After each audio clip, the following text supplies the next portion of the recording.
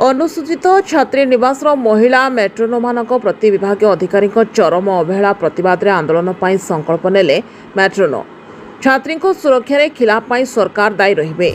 बहुत गुहारी कलु, बारंबार आवेदन निवेदन कलु, तथापि संवेदनशील करबा संपादन करुवा महिला कर्मचारी प्रति राज्य अनुसूचित जाति जनजाति विभाग केवल असूया मनोभाव प्रदर्शन करुनाहांती कि अधिकंतु तलु उपर जाए विभाग अधिकारी माने उत्पतनर नुआ नुआ तरीका अपनाई महिला कर्मचारी को शोषण और भयभीत करने सह मानविक न्याय वंचित करुथिबारु महिला मेट्रोनोमानक मध्य असंतोष उग्र रूप नेबाक जाउछि एवं एथिपाई सामग्रिक भाव समस्त महिला मेट्रोनो माने अधिकारी एवं सरकार अविचार विरुद्ध आंदोलन को ओह्लाइबे बोली घोषणा करिसेंति।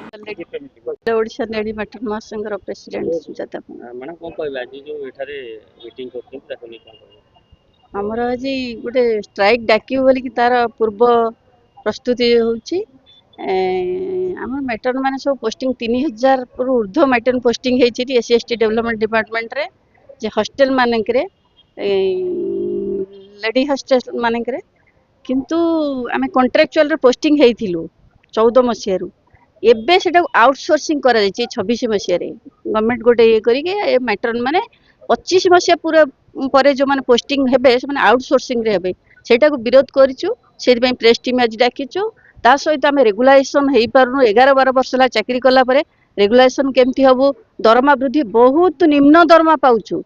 सबु दरदाम वृद्धि परे आमे पाउछु 15000 मात्र 15000 जहा माने हमरा अति गुन्नर माने ये आमे दरमा वृद्धि पई सेति पई भी स्ट्राइक करिया पई प्रस्तुत होउछु।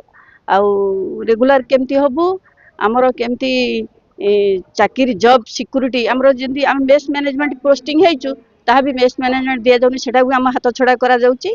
एमती बहुत दाबी नै कि हमें करछु। मैडम देखिए आपण तो दाबी अनेक थर करछि सरकार किछि कथा केवल गोटे 10000 रु 15000 वृद्धि हेछि। गोटे दरमा खाली गोटे दरमा प्रतिश्रुतिटा ये करछि ने मात्र 5000 टंका वृद्धि आउटसोर्सिंग कर देबो सरकार कहउचंती आउटसोर्सिंग तार गवर्नमेंट जानता हमने आपण मानक माध्यम रे तो सरकार को चेतावनी जणाउछु कोन पई कॉन्ट्रैक्चुअल प्रतिवाद जणाइबु। केते जिल्ला लोक आछे 30 टा जिल्ला रु आछे प्रेसिडेंट सेक्रेटरी को डाकिछन। आमे एबे एठी उपस्थित अछन 300 रु ऊर्ध्व महिला उपस्थित अछन। आमे 3000 रु ऊर्ध्व महिला अछु।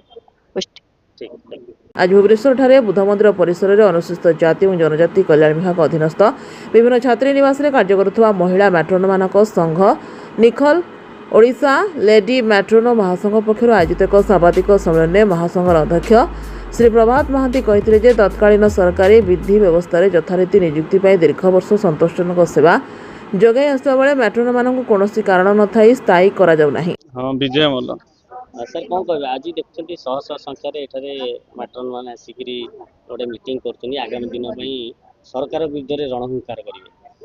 देखो जो मेट्रोन माने जो एससी एसटी स्कूल मानकर अच्छी प्राय 7 दिन मास सारा 24 घंटा से जगिकी रोचन पिलांकर खाइबा पीवा पढ़ा केमे तांकर स्वास्थ्य माने से हॉस्टल टेबुल चेयर पाखरु जेते सब सेथिपाई से माने दरमा जो एबे बढ़ी जो 10-12 हजार 15,000 टका भितर पाउछन।